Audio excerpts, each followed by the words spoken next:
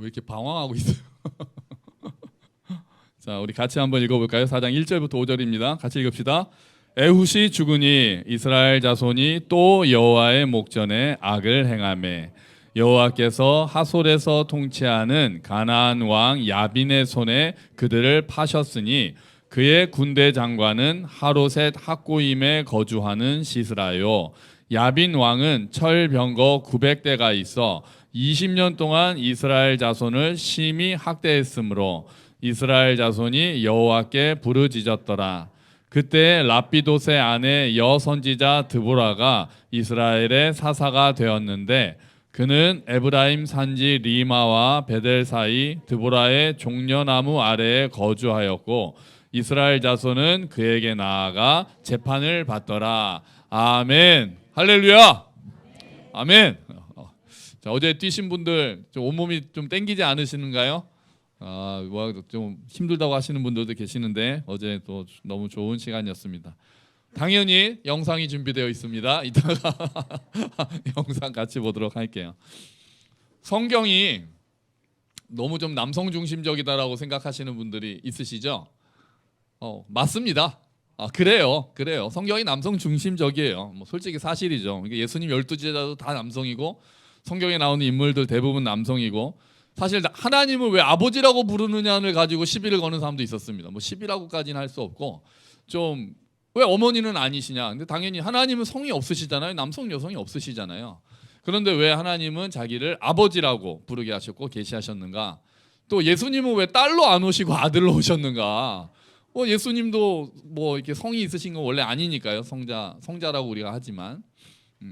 그런데 이제 우리가 이제 기억할 거는 성경이 기본적으로 수천 년 전에 쓰여져서 수천 년 전의 사람들을 대상으로 하고 있다는 거예요. 그래서 처음에 우리가 대상이 아니라 그 당시 시대 문화에서 그 당시 사람들을 대상으로 쓰여졌기 때문에 지금 시각으로 보면 아쉬운 점은 있습니다. 여러 가지 면에서 뭐 노예제도에 대한 문제나 이런 남성 중심적인 시각 같은 건 지금 시대에 보면은 조금 아쉽다라고 생각할 수는 있죠.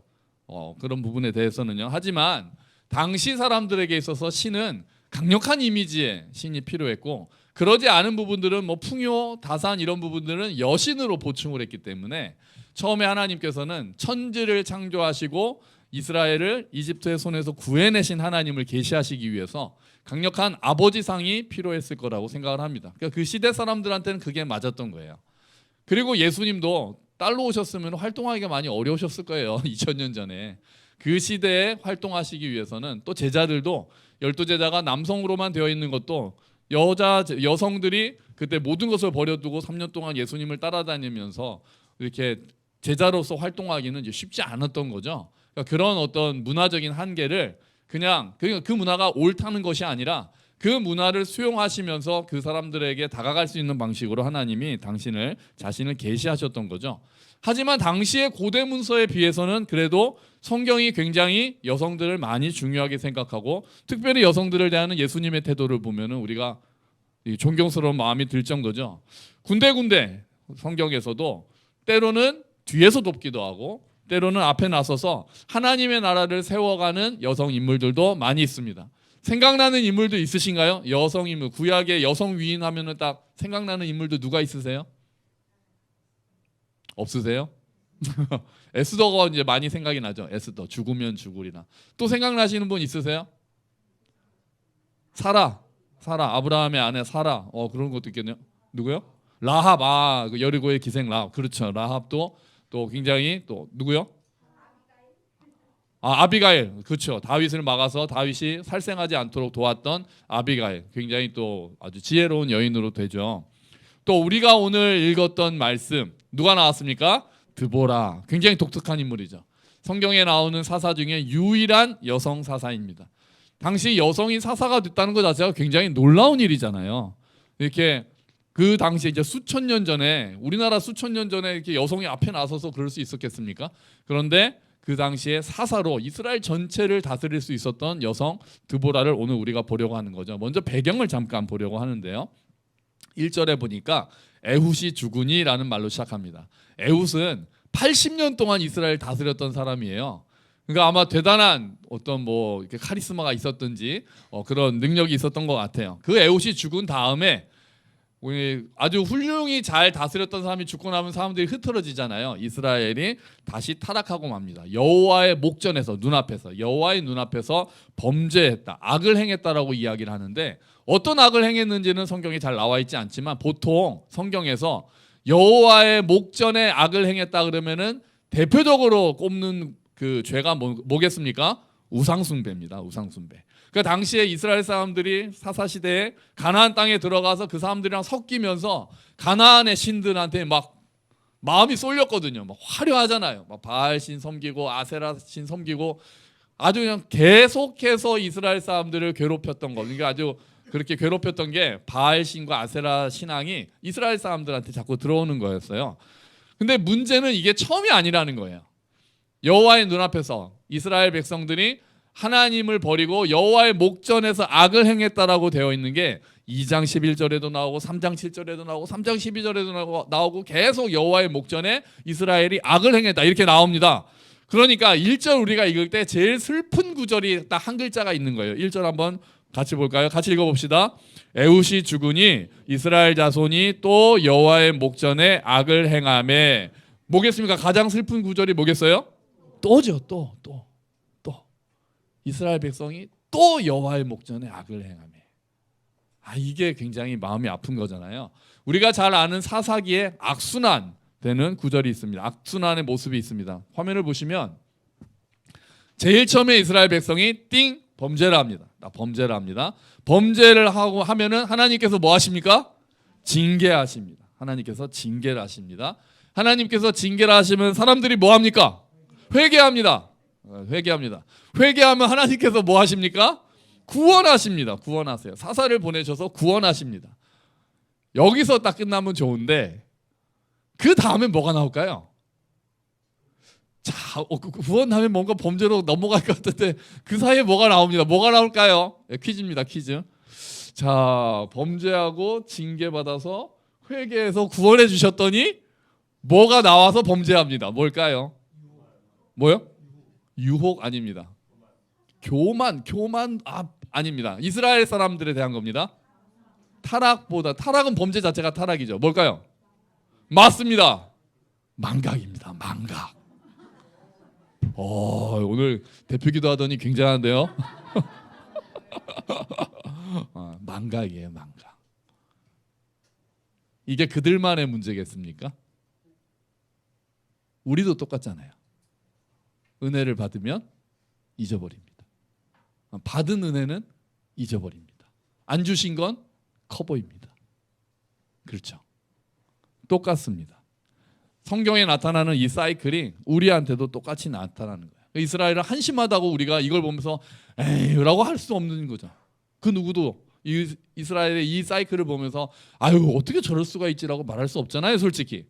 왜요? 우리도 같으니까요. 우리도 계속 반복하니까요. 범죄하고 하나님께서 징계하시고 또 우리가 하나님께 살려달라고 부르짖으면서 회개하고 그래서 구원해 주시면 그리고 잊어버리고 다시 제자리로 돌아가는 일들이 너무나도 많은 거죠. 사람마다 특히 또 넘어지는 부분들이 참 다양합니다. 다양하지만 반복해서 넘어지는 지점이 보통 있잖아요. 다른 사람들은 몰라도 본인은 알잖아요. 내가 약한 부분, 내가 자꾸 반복해서 짓는 어리석음, 그런 죄악들이 있습니다. 그런 걸 보고 스스로 좌절하기도 하죠. 이런 걸 보고 성경이 이렇게 이야기합니다. 같이 한번 읽어볼까요? 개가 그 토한 것을 다시 먹듯 어리석은 자는 자기 미련을 되풀이한다. 아멘.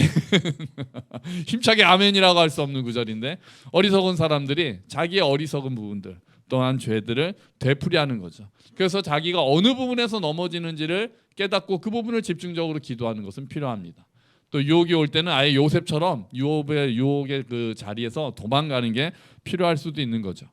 근데 아까 그 사이클을 보면서 우리가 하나 또 생각해야 될 것은 하나님께서는 하나님의 백성이 죄를 범하고 어리석음에 빠져 있는 자체를 그냥 넘기지 않으신다는 사실입니다.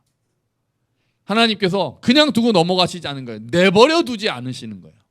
가장 큰 징계가 내버려 두심이잖아요. 로마서에 나온 것처럼. 그래서 하나님은 당신의 백성들을 내버려 두지 않으신다는 거예요. 우리가 2절을 한번 다시 읽어볼까요? 4장 2절 말씀이요. 같이 읽겠습니다. 여호와께서 하솔에서 통치하는 가나안 왕 야빈의 손에 그들을 파셨으니 그의 군대 장관은 하롯의 학고임에 거주하는 시스라요. 아멘. 야빈에게 어떻게 했다고요? 팔아버렸다고 그래요. 너무 그 표현이 좀 적나라하지 않습니까? 팔아버렸다고요. 이스라엘 백성을 팔아버리셨대요. 화가 나가지고 죄를 지으니까 화가 내고 애 내다버린 그런 개념이 아니고요. 그들이 돌아오게 하시기 위해서 사랑하시기 때문에 징계하시는 겁니다.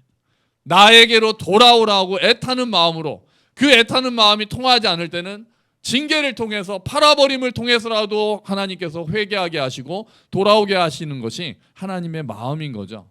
사랑의 반대가 분노가 아니라고 말하죠. 미움도 아니라고 말하죠. 사랑의 반대는 뭐라고 합니까? 무관심이라고 합니다. 무관심.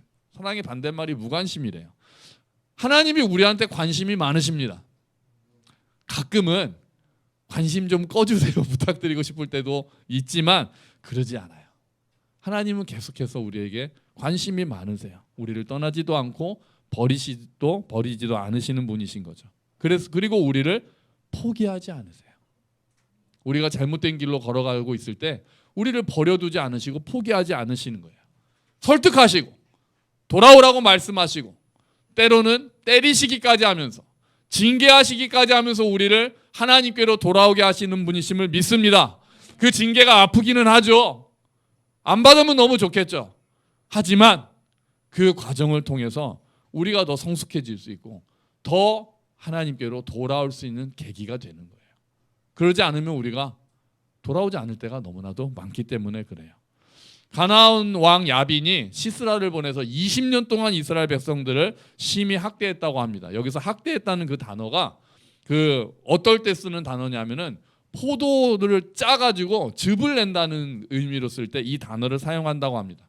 그만큼 이스라엘 백성은 이제 우리가 고혈을 짠다, 고혈을 빤다 그런 얘기 이제 옛날에 많이 했잖아요. 그러니까 이스라엘 백성들을 아주 그냥 쥐어짜가지고 너무나도 괴롭게 만든다는 거예요. 그러니까 이스라엘이 드디어 어떻게 합니까? 마지막에 뭐라고 합니까? 3절 마지막에요.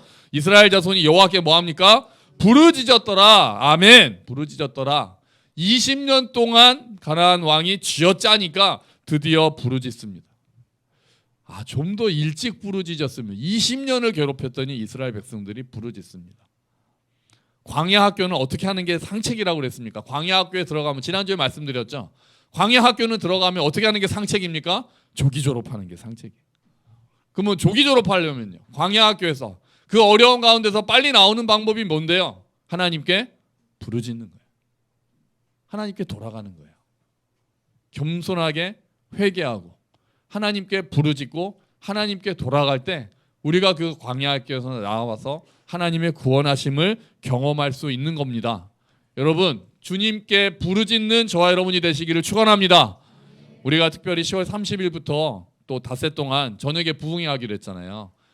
교회에서 우리 교회 10년 역사상 저녁에 부흥회 하는 거 처음이거든요. 새벽에 나오시기 힘든 분들이 많으니까 저녁 8시부터 이게 하려고 하니까 여러분 그때 나와서 우리가 함께 부르짖는 시간이 됐으면 좋겠습니다. 정말 문제점 있는 거 있으시죠? 기도 제목 있는 거 가지고 나오세요. 그 일주일 동안 하나님께 이 부분 정말 집중적으로 하나님께 간구하겠다라고 소원하시고 마음에 품으시고 나오셔서 우리가 사회를 위해서 교회를 위해서도 기도하지만 또 개인의 기도 제목을 또 부르짖고 그렇게 해서 하나님의 응답을 받는 귀한 시간이 되기를 소망합니다. 아멘. 자, 이스라엘의 부르짖음이 하늘에 올라갔습니다. 하나님께서 응답하십니다. 아까 그 순서 사이클 기억하시죠? 범죄하고 징계하고 회개하면 그 다음에 뭐였습니까? 구원이었잖아요. 근데 하나님께서 구원하시는 방법은 사사를 보내시는 방법이었어요. 이스라엘 그 사사기에서는 계속해서 이스라엘이 부르짖으면 사사를 보내십니다. 자, 그래서 하나님이 사사를 보내시는 그 주인공, 오늘의 주인공이 4절에 등장합니다. 자, 4절 같이 읽어볼까요? 그때 라피도세 아내 여선지자 드보라가 이스라엘의 사사가 되었는데 아멘, 아멘. 하나님께서 사사를 세우셨어요. 드디어 구원하시기로 작정하신 거죠. 근데 조금 이상해요. 자, 지금 이스라엘이 당하고 있는 고난이 뭡니까? 가나안 왕 그 야빈이 그 시스라라는 군대 장관을 통해서 막 굉장하게 학대하고 있는 거잖아요. 지금 다른 나라로부터 억압받고 있는 거잖아요. 여러분 그때 만약에 지도자를 우리가 뽑는다고 생각해 보자고요. 우리가 투표로 야 지금 20년 동안 우리가 괴로움을 당하니까 지도자를 뽑자. 그래서 이 어려움을 타개하자. 우리가 만약에 투표로 뽑는다면은 어떤 사람을 뽑으시겠습니까? 힘센 사람 아니겠어요? 싸움 잘하는 사람. 저 같은 사람 안 뽑으실 거 아니에요. 그죠? 누구를 뽑아야 될까요? 우리 교회라면 형균 형제? 아니면 태호? 힘이 세고 왠지 우리를 강력하게 이끌 것 같은 사람? 이런 사람들을 뽑지 않으시겠어요? 근데 하나님이 보낸 사사가 어떤 사람입니까? 여자입니다. 여자예요. 지금 어떤 사람이 필요한데요? 삼손 같은 사람이 필요할 때잖아요. 근데 여자 사사를 보냈어요. 그럼 혹시 제가 드보라가 혹시 이런 사람인가? 이런 이 민중을 이끄는 자유의 여신이거든요. 근데 딱히 그런 것 같지 않아요. 드보라를 소개하는데 뭐라고 소개했습니까? 4절에 처음에 드보라를 뭐라고 소개합니까? 라피돗의 아내라고 소개를 합니다. 라피돗의 아내. 자, 누구를 소개할 때 누구의 아내 또는 누구의 남편, 누구의 뭐 아들 이렇게 소개할 때는 누가 더 유명해서 그런 거예요? 그 사람이 유명한 거죠. 라피돗의 아내라고 소개할 때는 드보라보다 라피돗이 어쩌면 더 유명한 사람일 수도 있을 것 같아요. 그런데 성경을 보면 라피돗이라는 사람도 등장하지 않습니다. 등장하지 않아요. 그러니까 라피돗이든 드보라든 그 당시에 그곳에 정말 이 사람은 정말 사사가 될 만해라고 말할 정도로 어떤 강력한 힘을 가지고 있고 유력한 사람들이 아닌 것 같은 거예요. 좀 평범해 보이는 거예요. 그럼 하나님은 왜 이렇게 평범해 보이는 사람을 사사로 부르셨을까요? 왜 이렇게 연약해 보이는 여성을 사사로 부르셨을까요? 무엇보다도 하나님께서는 하나님의 능력을 보여주고 싶으셨던 거예요. 연약한 사람을 통해서도 하나님의 능력을 베풀고 싶으셨기 때문에 하나님께서 그런 사람들을 사용하고 계시는 거죠. 성경에 나오는 인물들 우리가 다 알지만 대부분 부족함이 많은 사람들입니다. 연약한 사람들이 많습니다. 하지만 하나님께서 그들을 사용하기로 하시면, 하나님께서 그들을 들어쓰시기로 하시면, 그리고 다만 그 사람들이 그 부르심에 순종하면 하나님께서 그들을 통해서 놀라운 역사를 나타내시는 거죠. 여러분 지금도 하나님께서는 사람을 찾고 계십니다. 근데 어떤 사람을 찾으세요? 힘센 사람 찾으실까요? 아닙니다. 돈이 많은 사람 찾으시나요? 아닙니다. 하나님이 사용하고 싶어 하시는 분은 부르심에 순종하는 사람입니다. 하나님의 부르심을 깨닫고 순종하는 그 한 사람을 찾으시는 거예요. 하나님을 예배하는 한 사람을 찾으시는 거예요. 능력은 누가 주세요? 하나님이 주시는 거예요. 필요한 사람도 필요한 물질도 하나님께서 붙여주신다고요.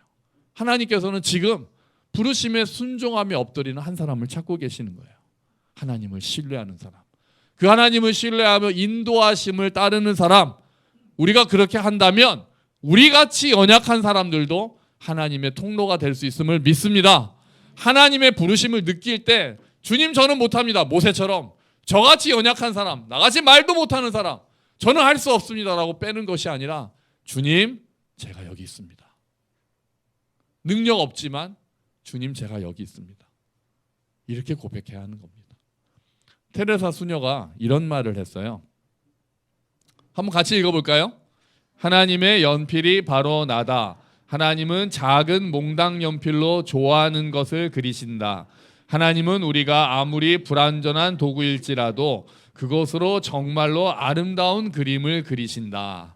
와우, 진짜 아멘 아멘이 나오죠. 우리가 뭐라고요? 그냥 연필 아니고요. 뭐라고요? 몽당 연필. 자, 우리 아이들이 몽당 연필이 뭔지 알까요? 몽당 연필 정근아, 몽당 연필이 뭔지 아니? 모르죠. 그래서 제가 사진도 준비했어요. 이런 게 몽당 연필입니다. 이런 몽당 연필 쓸 수 없으니까 우리가 어떻게 썼습니까? 이렇게 썼죠. 이렇게. 기억납니다. 이렇게 볼펜 끝에 꽂아가지고 이렇게 사용했던. 우리가 저런 연필이라는 거예요. 멋진 크레파스 48세 크레파스가 아닐 수 있다는 거예요. 우린 몽당 연필에 불과하다고 테레사 수녀가 고백했어요. 그런데 하나님께서는 그 몽당 연필을 사용해서 하나님이 원하시는 아름다운 그림을 그리신다는 거예요. 그러니까 다만 우리가 해야 될 일은 주님 저를 사용하여 주십시오 라고 순종하며 고백하는 일입니다. 여러분, 나의 부족한 능력이나 나의 어려운 상황에 집중하는 것이 아니라 하나님께 집중하고 하나님의 능력을 기대하고 하나님의 부르심에 순종하는 저와 여러분이 되시기를 축원합니다. 아멘. 아멘. 그렇게 우리가 은혜의 통로가 되는 거예요. 자, 그리고 드보라를 또 라피도스의 아내라고 소개한 다음에 또 뭐라고 소개합니까? 여선지자라고 소개합니다. 선지자가 어떤 역할을 하는 사람이죠? 하나님의 말씀을 전달하는 역할을 하는 사람이 선지자입니다. 그러니까 선지자로서 드보라가 하던 일이, 선지자였던 드보라가 사사가 된 다음에 했던 일이 5절에 나오거든요. 5절 한번 같이 읽어볼까요? 그는 에브라임 산지 라마와 베델 사이 드보라의 종려나무 아래에 거주하였고 이스라엘 자손은 그에게 나아가 재판을 받더라. 아멘. 드보라가 했던 일은, 사사로서 했던 일은, 자, 사사가 됐으니까 이제 군사훈련을 시킨다 이런 게 아니었어요. 사사로서 했던 일은 이스라엘 백성들을 재판하는 일이었어요. 이 재판은 뭐에 따라 있겠습니까? 하나님의 말씀에 따라서 하는 거예요. 그러니까 여기서 재판을 했다는 건 어려운 문제를 가지고 온 사람들에게 하나님의 말씀을 알려주고 하나님의 말씀을 가르쳐주고 하나님의 말씀에 따라서 옳은 길을 지도해 준 것을 재판했다라고 표현하는 거예요. 자, 여러분, 아까 우리가 보았듯이 이스라엘이 지금 당장 필요한 사람은 장군이었습니다. 군사 지도자였어요. 그런데 하나님께서는 드보라를 보내셔서 뭐를 하고 계십니까?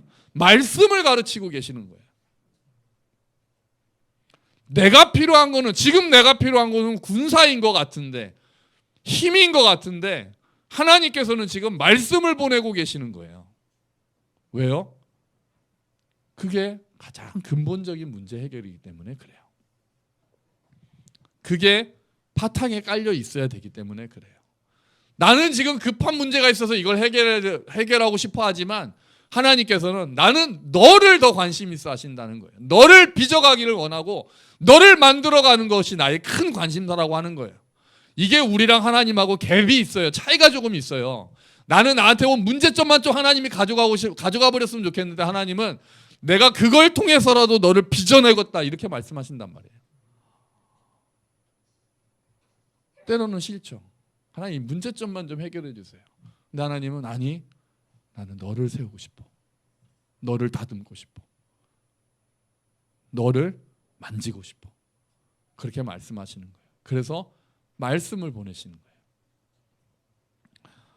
저도 여러분의 문제가 빨리 해결됐으면 좋겠습니다. 목사로 있다 보면 또 여러 가지 문제점들, 이렇게 기도 제목들을 보게 되고 듣게 되잖아요. 그러면 저도 이제 기도하면서 빨리 해결됐으면 좋겠습니다. 여러분 몸이 빨리 나으셨으면 좋겠고, 관계도 빨리 회복됐으면 좋겠고, 사업도 빨리 좀 회복됐으면 좋겠고, 우리 아이들 성적도 좀 빨리 올랐으면 좋겠고. 근데 하나님은 그런 문제보다 더 중요한 것에 관심이 많으신 거예요.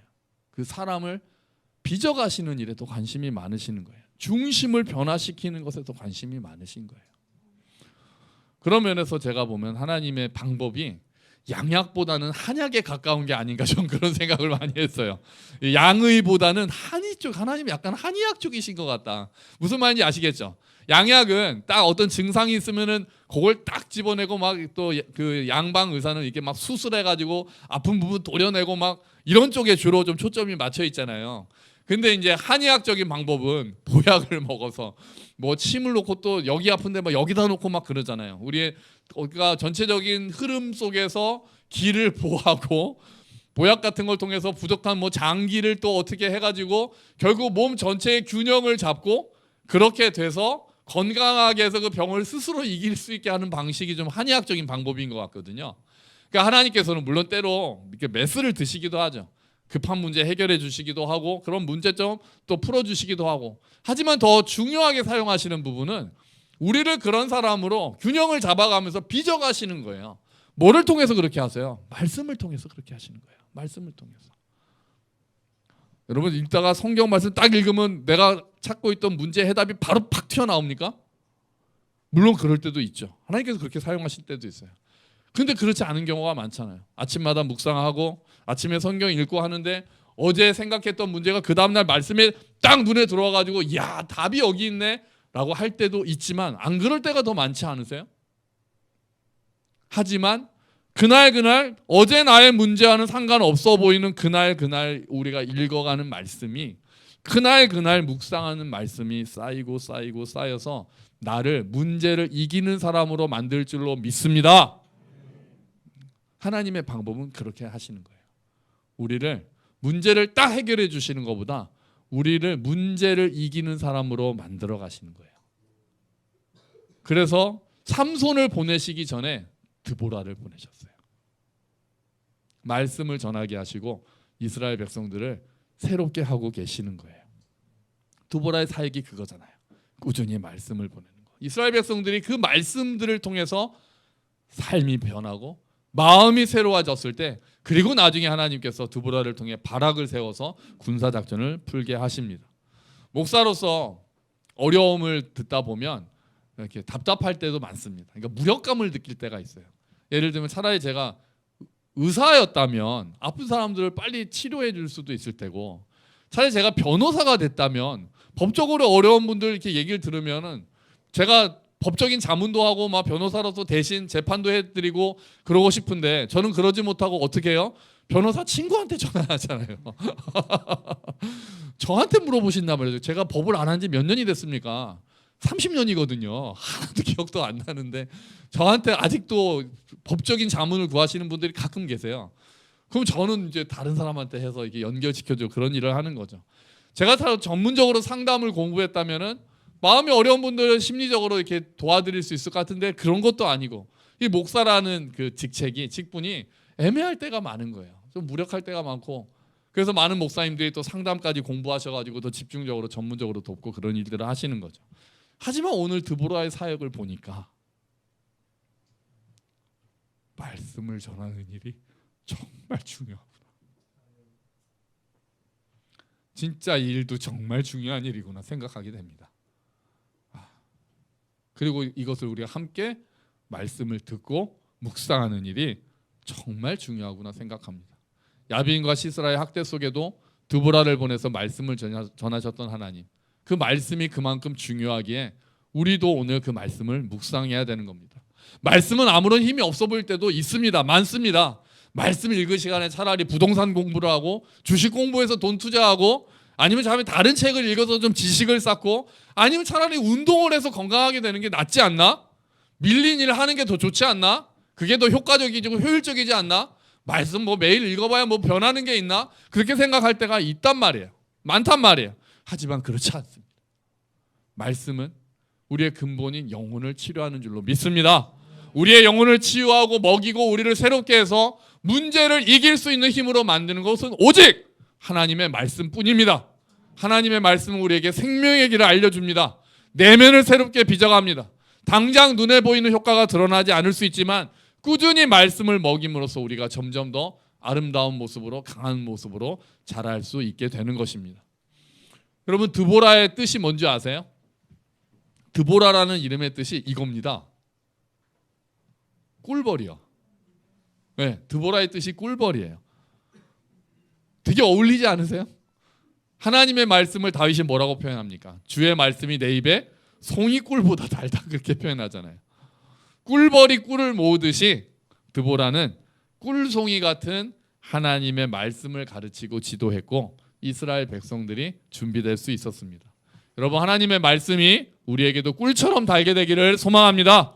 그 말씀이 우리를 변화시키는 것을 경험해서 우리가 그 말씀을 붙들고 그 말씀이 나에게 힘이 되고 그 말씀으로 내가 단련되어서 정말 하나님의 뜻을 분별하고 문제를 이길 수 있는 사람이 되시기를 주의 이름으로 축원합니다. 아멘. 같이 기도하죠. 주님, 하나님의 말씀이 우리를 살림을 믿습니다. 그것을 우리가 삶 속에서 경험하기를 원합니다. 꾸준히 말씀을 묵상하는 가운데 우리를 새롭게 하신 하나님을 만나게 해 주시옵소서. 같이 기도합시다.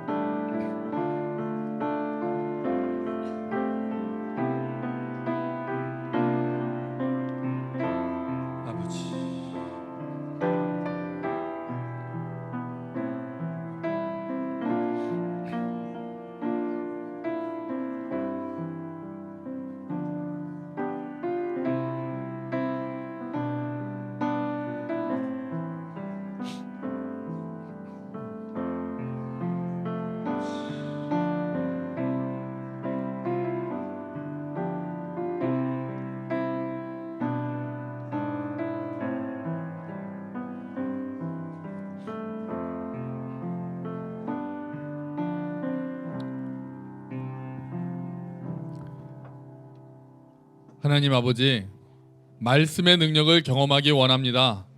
우리가 내 앞에 있는 문제 해결하는 데만 급급할 때 하나님께서는 우리의 영혼에 관심이 있으시고 우리를 하나님의 사람으로 빚어가시는 일에 관심이 있으심을 압니다.